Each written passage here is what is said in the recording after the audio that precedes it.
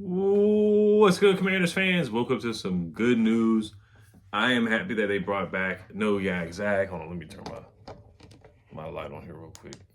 I'm happy that they brought back No Yak Zach. Let me put some respect on his name, Zach Ertz, to a 1 year, $6.25 million deal worth up to $9 million with incentives. Now, last year he met some of the incentives. I think it was like receptions on the season, touchdowns on the season. Like the Falcons game, he hit the touchdown mark for a bonus. He hit a couple of bonuses last year, and that Falcons game, he was so clutch. Like that overtime catch to walk off and win.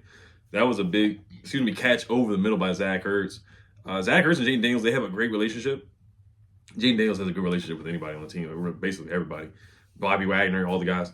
Mikey Sanders still. Terry, of course. Basically everybody on the team.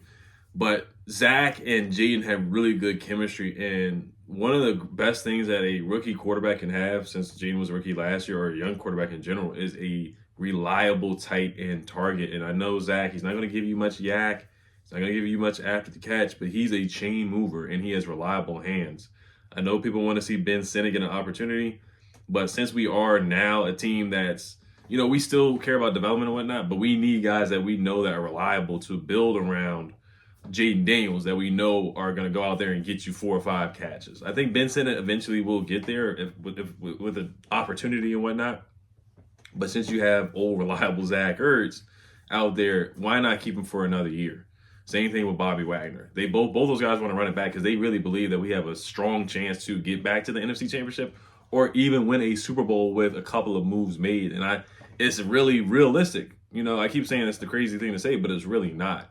If we make a couple good moves and, we don't fumble the football in the playoffs like we did last year, who knows what could happen, especially with Jaden Daniels making stuff happen towards the end of games. And, what we did to the Lions, what we did to the Buccaneers in the playoffs, and that stretch, that run at the end of the season, we are a legit last weekend of football, the NFC Championship football contender or Super Bowl contender. I legit believe that we are that, and that shows you with Zach Ertz wanting to come back. Same thing with Bobby Wagner. Now Zach Ertz on the season, he had a darn good season. Like he was injured with the Lions, kind of injured in and out of the lineup with the Cardinals. Him and Cliff Kingsbury have a great relationship. He talked about how great Cliff is. He said he wishes he was 25 years old so he could play even more with Jaden Daniels. That's how highly he thinks of Jaden Daniels and Cliff Kingsbury. Zach Ertz had 66 catches, 654 yards, and 7 touchdowns. He was the one guy that really showed up, other than Terry, in that NFC Championship game. He had a bunch of catches. He had like 10 or 11 catches in the game. He had 11 catches for 104 yards in the NFC Championship game. Just crazy numbers. 5 catches for 28 yards and a touchdown against the Lions. Like he was one of Jaden's biggest 4th down targets. He caught a 4th down catch against the Lions. He caught a 4th down conversion catch against the Buccaneers in the playoffs. The Cowboys, he had 44 yards and 5 catches and a touchdown. He had 2 touchdown catches against the Falcons, 6 catches and 72 yards in a game that we needed to make the playoffs. He had 3 catches and 35 yards against Tennessee and a touchdown, 6 catches for 38 yards and a touchdown against Dallas, even though we lost that game. 6 catches for 47 yards and a touchdown against the Eagles, 7 catches and 77 yards against the Bears. So he had some really big games. Baltimore, 4 catches for 68 yards, 4 catches for 62 yards against the Giants. So he had a couple of big games where 4th down, he was really moving the chains. And I love how he got up in Nick Sirianni's face. I think he's a big part of the culture. He's one of the leaders or captains of the team for sure. So I really love that he got up in Nick Sirianni's face and had that situation. So it just shows that he's got that dog in him for sure. But yeah, Zach, he hit a plus 25 reception EPA, which was 9th in the NFL among tight ends as well. I like everything about Zach. I know he was mulling retirement, and he is, how old is he? He's 34 years old, but this was the right move to sign him to a 1 year, $6.5 million deal with incentives. If he plays like he did last year with 66, he had 66 catches, 654 yards. He was our second leading receiver.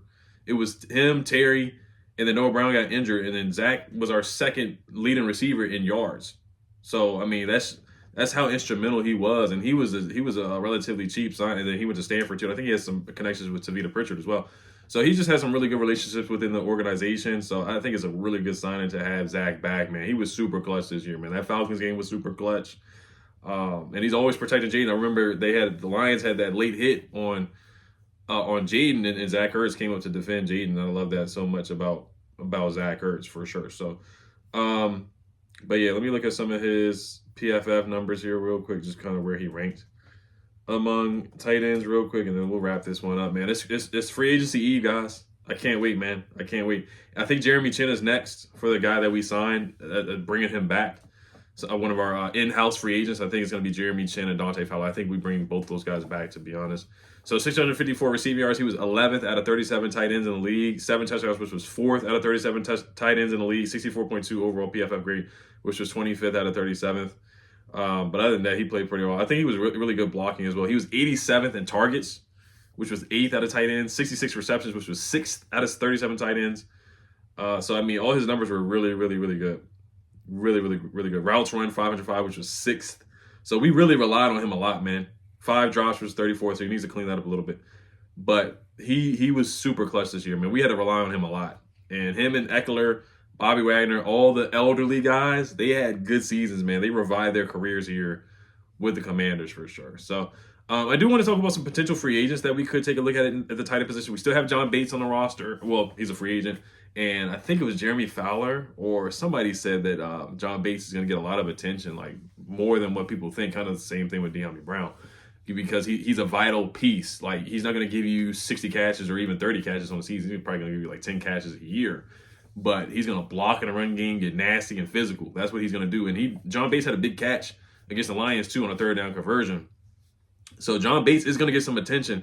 He may not get a big contract, but he may be out of our price range. Maybe we draft another tight end, or maybe we sign another tight end in free agency. You look at Evan Ingram. That's a guy I would love to bring in to on the roster. 30 years old, had a couple good seasons with the Jaguars. Not a couple really good seasons with the Jaguars.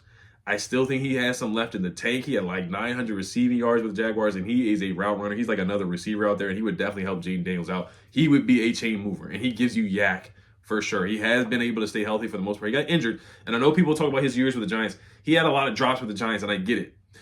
He still put up numbers with the Giants, even though he had those drops. So I like Evan Ingram a lot. He was a good security blanket for Trevor Lawrence, and his career improved when he went to the Jaguars. So I would like to see Evan Ingram on his team. Evan Ingram, Zach Ertz, and Ben Sinnott. I think Evan Ingram's a solid blocker in the run game too. So it's not like when we had Jordan Reed, where it's like everybody knew it was a passing play when Jordan Reed came in. It could be Zach Ertz and Evan Ingram on the 2 tight end sets, and they both would be legit receiving threats. And I would love that with a passion. Ben Sinnott kind of would be the 3rd string guy, and maybe he could still get some snaps and opportunities here and there. But I mean, man, imagine an offense with Terry, Debo. Let's say we sign like Hollywood Brown or Darius Slayton or Westbrook, whoever free agency, or just draft somebody. And we have Noah Brown, Luke McCaffrey, and then drafting a running back, B-Rob, Eckler, Zach Ertz, Evan Ingram. That's a darn good offense. That's a darn good weapon. That's a good arsenal of weapons for Jaden Daniels. I would love that. Tyler Conklin, not too high on him, but the only really free agent that I want is Evan Ingram. Mo Alley Cox would not be bad. He would be cheap. He's a good blocker. He's from the DMV as well. Juwan Johnson, I'll pass. Gerald Everett, I'll pass. Austin Hooper, I would take a look at. Mercedes Lewis is 40 years old, so I'll pass on him. And Mike Gesicki just signed a deal to go back to the Bengals, a 3-year deal, so he's off the board. But you can take a look at drafting somebody too. Like I do like Terrence Ferguson from Oregon. I do like him. He had a really good combine as well. And he's just realistic. Like Tyler Warren is probably out of our range. Elijah Arroyo, I feel like he might be in our range, maybe in the 3rd round or 2nd round or something like that. But would you really spend a 2nd or 3rd round pick on a tight end when we have so many other needs in the trenches? That's the question mark. So that's why I feel like we would use some of the money on another tight end.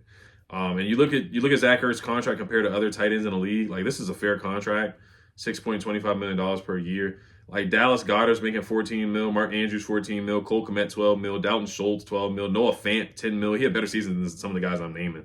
Dawson Knox, he had a better season than Dawson Knox, $9 million. Tyler Higbee, he had a better season than Tyler Higbee, $8 million. He had just as good, if not better, a better season than Kyle Pitts with $8 million a year for Kyle Pitts. Colby Parkinson, better year than Colby Parkinson. $7 million per year. Josh Oliver, $7 million per year. And we look at Zach Ertz, he's getting 6.25. Noah Gray, $6 million. Juwan Johnson, $6 million. Like, Zach Ertz had a better season than a lot of guys I'm naming, and he's getting money just as much or even less than a lot of the guys that I'm naming. So, all right, you guys let me know what you guys think. As always, shout out to Zach Ertz. Said nothing but good things about Cliff Kingsbury this year too, and he said Cliff Kingsbury has had the most fun that he's seen him have fun in a long time because he was with him in Arizona. So, all right, you guys let me know what you guys think. As always, free agency eve. Get ready for tomorrow, guys. Health Commanders. Peace.